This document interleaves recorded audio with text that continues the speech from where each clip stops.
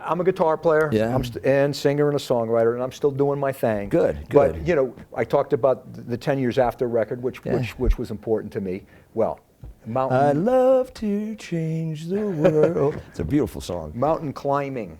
Okay, this record comes out, and what we have, I mean, Mississippi Queen was the heaviest track that we had heard, and you know, the band sounded huge. You know, your drumming sounded huge, and there was a show on PBS. You remember that one? I saw that, and you guys were fantastic. That was on it. a great recording. Zephyr was on that show with Tommy Bolin. That's right. And you guys, it was a hip. The guy was a little nerdy, but Al Cap was on that show. Oh man, remember that? Little Abner from that's Al Cap. Wow. Anyways, that was Hershey, you guys were Pennsylvania. fantastic on that show. Actually, that is one of the best tapings of it. Yeah. And then.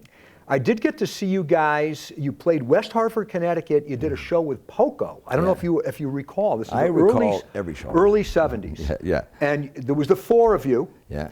But I wanted to talk about the chemistry of the band, because you think about it. I mean, you know, you're driving the band. You know, Leslie's larger than life. Right. You know, hence the name, and Felix, who really I would like you to discuss just like what Felix brought to the band. From what I'm seeing, I'm a nice Italian boy. You know, he had a nice Italian name. Yeah. And he brought this this depth of feeling into the group. And of course, your guys' version of Theme from an Imaginary Western is just, and the way the song builds. And then Leslie waits till the very end and paces it and then explodes. His harmonics, by the way, you know, I mean, Billy Gibbons is very famous, Roy Buchanan, but Leslie's harmonics were, a lot of people didn't hear that sort of a thing on the guitar before he started doing that. And the way he put that harmonic in at the end, very powerful. So that's a very interesting chemistry. You, Felix, and Leslie. Can you talk about that a little bit? Long story. Absolutely. I've had a chance to think about it. And Felix is not so much what he brought to the band, it's what he brought to the music world. He was, do you remember the Chevy song, Diana? Paul Anka? Okay. He was with Max Morath. He was working with John Sebastian. He was trained. He was Ann Arbor. He has his Masters of Music. Felix was totally brilliant. Totally brilliant. He was one of the best teachers for me. And I hadn't heard of him until Disraeli Gears. Yeah, that's right. And the point is, before that, he did "Come On, People Now, Smile on Your Brother." The Youngbloods? Yeah, he did. He did that first Youngbloods record. Yeah. I should have known I that. woke up this morning. That's where we knew about him, was because he had done that. And I love the Youngbloods, like Jesse Cohen Young. Brilliant. Great. What's that? Anyways, he was a music director for a lot of people. Yeah. And he was very friendly with Leonard Bernstein. He was a legitimate musician. He was a legitimate first division. Leslie was the raw. Right. He was the but that's why you guys had this thing, man. But Felix was smart. He saw what was going on with Leslie. Leslie, and it was such a wonderful togetherness, symbiotic relationship. Yes. For them was great. Basically, they didn't even need a drummer. Really, I think they did. What I did was I mean. approached it as a percussionist, as opposed to a kick, you know, just an Al Jackson thing. Yeah. And I had the most fun in the world, because all Felix said is just make sure we all know where the one is, so we don't feel lost out there when we jam, etc. So I had my job for me. Steve Knight was actually a bass player, and Steve and Felix go back to a Mideastern band. Wow. Devil's Anvil was the name of their band. I'm doing pretty good with the memory. Pretty good, eh? Anyways, so that in terms of the chemistry, and Steve was the keyboard player. And he played keyboard, but he was very musical. And Felix didn't want anybody comparing Mountain to Cream, because which it eventually had nothing to do with, because Felix loved the Scottish Irish thing, which I loved, Silver Paper and those kind of and when I was in Montreal, I used to go to all the parades, so I hear the bands, the Scottish bands, and it would bounce off the buildings. Huge pneumatic drills. So I took that and put that with the bass drums, because I really don't know anything about drumming except what I wanted to, what I wanted to emulate. So you had the bass drums on Silver Paper, and you had the bass drums on Mrs. I had a great time. It was just so much fun. At the same time, the band was very, very tight. But like any kind of marriage, there's all that. I don't have to get into that now. I could tell you that for 69 to 72, amazing few years. And that's what Felix, at that point, he had been working so hard. Yeah. So he was going to take off, and we got together with Paul Rogers and Martin and from Bad Company now, but we got together, put them together. But Jack called after we had these jam sessions in England. This Mountain was still touring, but Leslie and I knew that Felix was going to take a break. So we did some jamming with different people, and Jack called after he had done Tony Williams. We're talking Jack Bruce, ladies and gentlemen. Yeah, Jack Bruce, I'm sorry. Yeah. And Jack says, let's just rock out. Up until that, he was Tony Williams, very esoteric jazz stuff. Tony, amazing drummer. Amazing stuff. Yeah. And it's funny because it's all timing. It's all timing. It's all like you got to be there. You got to be there. You still do, but of course these days it's a whole different paradigm. So in terms of answering your question, amazing chemistry, but the same thing that brought it together made it implode. Oh, sure. Because there's ego that kept on going, and then there was all kinds of amusement that kept it going. You know, people spent like 90% of their income on drugs, women, and the other 10% they wasted. You know, but the thing is, sorry, I don't have my clip here. But yeah, that was amazing. Yeah. You know, and it's interestingly, you know, when West.Bruce Laing came about, you know, I mean, obviously you guys did some incredible stuff, but I never felt that the chemistry was the same as when Felix was with you. And Felix, Felix was definitely, he was a conductor, he was a maestro. And yet, Jack Bruce, you know, in a different, and this is what I mean about chemistry, because I mean, when you think about the stuff, you know, with the cellos and the, you know, the guy was brilliant, and then to have that depth to go with Tony Williams. But let me just get to where you're talking about. It's West.Bruce Laing was an energy. It was a wonderful, wild energy, but there was nobody constructing it. There was no leader. It was everybody was going. I was like the Henry Kissinger of that band. I would just to make sure. You're in the middle, man. I was totally in the middle. I would just try to make sure everybody was happy. The point of that was we never sat down to really write the songs. It was kind of like, there was so much greed at that point in the business. We had two managers, Robert Stigwood, Bud Prager, actually three, and Gary Kurfürst. So they're all going, let's get the band, let's get in this. You guys were more like that was the era of the super groups. It was awful. You were a super group. That was an awful kind of mandate, is to be super. We all like, what the hell is super mean? They're musicians and they're great. They're great. So I remember, we got in there with that. And the Crosby, Stills and Nash, Beck Bogart, they had. So what happened is we got pushed to go into the studio to work so hard to get the record, so that they booked the tour before we even did the record. We got together in February, and we'd already sold out a tour in April in America, total tour.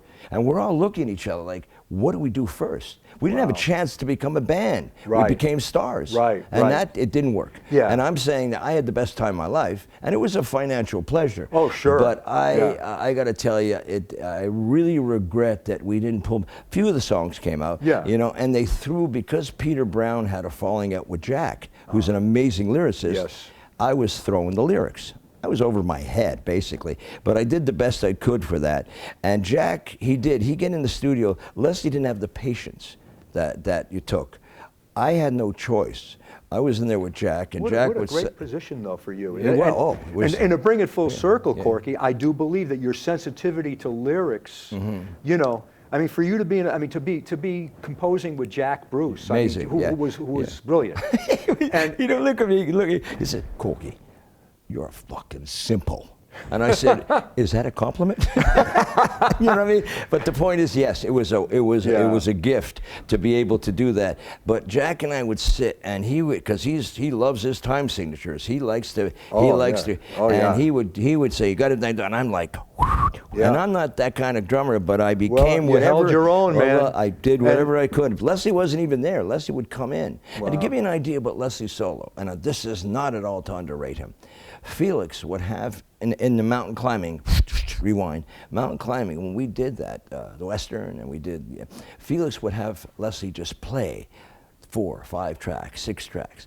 And he would sit alone and mark the beautiful parts. Yeah. And he knew in his head modals and Yeah. stuff. And he'd say, Leslie, play this, and Leslie would sit there and put together what he played, but in a very Well, that's very cool. So that's I'm the glad way he didn't some of those snip, solos. because they did snip back. Of course, Well, now they do it no. with the Pro Tools. You can't snip that. You can't snip that hair on the guitar. You can't. You can hear it. Right. Leslie went back and played, and boy, it was torturous, ponderous. But he did it, and that's where you get. You those hear it. You yeah. hear that group had it wasn't just a heavy group. I mean, again, Theme for an Imaginary Western there was a lot of beauty and depth. And I know we're running out of time, but just a couple of things. How's Leslie doing? Have you spoken with him? I got to tell you, over the years, I've been overseas and Europe and Finland, etc., doing some work with my manager and partner for this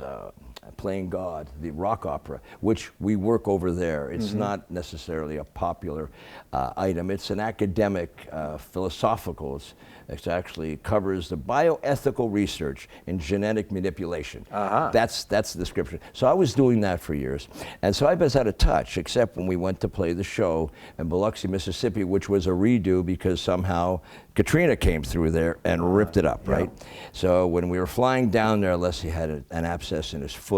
And long story short, he had to lost his leg. Yeah, he had to amputate the leg. Nobody else was there. I was in the hospital. Oh, wow. And it changed everything, you know, because Leslie was a vain person. He always looked great. He took great pride, and even if he looked at Jackie Gleason. Yeah. He wanted to be the Jackie Gleason of rock. He was. And, he was. Yeah. And I remember because we'd go out and get all this custom clothing and all these velour things, and I'm just saying that.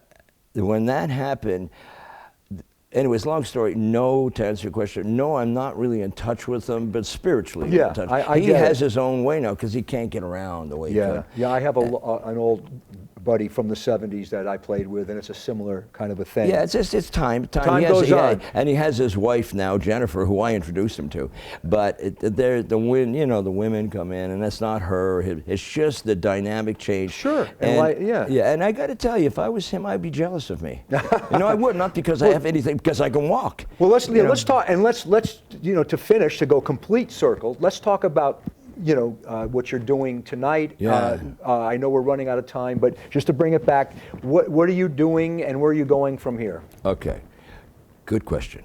What am I doing tonight? I got that together. What happened quickly in capsule form, Warren Haynes was a huge Mountain fan. He started Government Mule because he saw Mountain, he wanted that kind of band. He'd already played with the Allman Brothers, but he wanted that. He came to shows over the years, and when 2011 New Year's Eve, or the day before, he's playing the Beacon. So I go down to say hello to him before New Year's, and I hear that that his audience, they put out notes saying, Government Mule says, okay, if we're to cover songs, what songs would his audience? Right. And somehow Nantucket Sleigh Ride came up. And this is Matt Apps, the drummer, came up to me. I don't know if you know this, but New Year's Eve tomorrow, we're going to play Nantucket Sleigh Ride as a request from our people. And I went, oh, that's pretty good. And then he says, by the way, when it goes into the sleigh ride, bam, was that 5/4, 7/4, or whatever? And I looked at him and I went, I don't. And he said, Matt says, what? Why are you around? Why aren't you come in and play? And I said, well, I wasn't really invited yet, So, Matt, we go upstairs at the Beacon because they're playing 2 nights. And I walk in and I see Warren. He has his head down. He says, he knows what's coming. I come in, I said, Warren. He says, I know. I really would love to have you play. But, Corky, I got to tell you something. Over the years, you and Leslie are playing songs from Mountain. I don't even recognize them. You're jamming so much, they're going so far out, you're forgetting the songs the way they were recorded. And I looked at him and I went, yeah. And that's one of the reasons I wasn't with Leslie. I mean, I'd quit. It was just getting too far out. People say, why didn't you play Mississippi Queen? I said, we did. That was it. Long story short on this one, because we are out of time. Warren convinced me, because if I'm going to play Mountain, like I get invited, it's wonderful to get, you know, it's, why don't you come in and sit in, we're playing this song. I said, no. So I put together Joe Venti here, and Ken Sasadi, and we have Phil Baker from the UK here. He's from the Uriah Heep Experience, so he's a great player. And we decided we're going to play the Mountain songs the way they were originally recorded. And Mark, when you think about it, it's all new. You know, I mean, it's the repertoire. I'm excited about it. I could sit here and hype it, but Fantastic. I'm excited about playing Corky, material. I just you have been around a long time, and you're still vital. You know, you were in an incredibly influential band, and you're still doing your thing. And I think that is fantastic. Thank you so much. It's a real pleasure. I'm looking forward to hearing I am the too. music tonight, and all the best, man. Yeah.